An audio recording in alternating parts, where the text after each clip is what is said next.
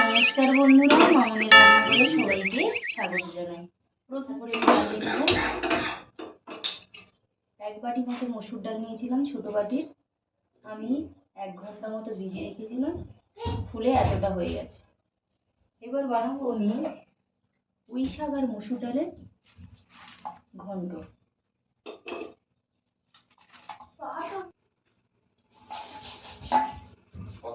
তারপরে দিয়ে দেবো মসুর ডাল। আমি ভিজিয়ে রেখেছিলাম, এই মসুর ডালটা দিয়ে দেবো সেদ্ধ করার জন্য।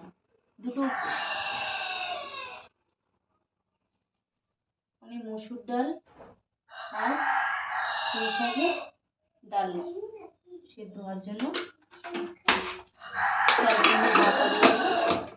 ঢাকনা লাগিয়ে ততক্ষণ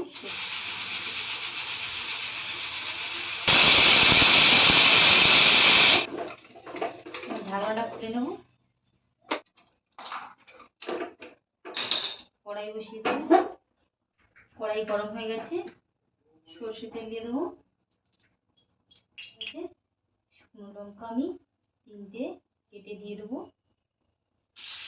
ফোড়ন দিয়ে দিলাম শুকনো লঙ্কা, তেজপাতা, গোটা জিরে, অল্প একটু দিয়ে দেবো রসুন বাটা, দিয়ে দেবো অল্প একটু আদা বাটা, পেঁয়াজ কুচি,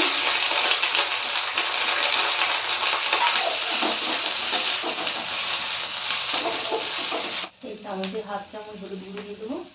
এখানে আমি জিরে ধনে বেটে রেখেছিলাম, এটা দিয়ে দেবো।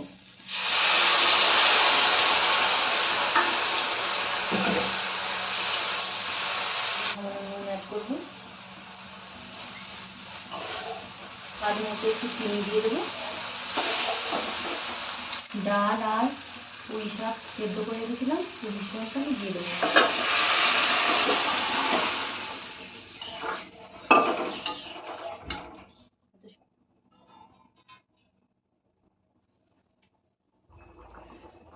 দেখুন বন্ধুরা, খুব সহজে ডাল আর পুঁই শাকের ঘন্ট আমার রেডি হয়ে গেছে।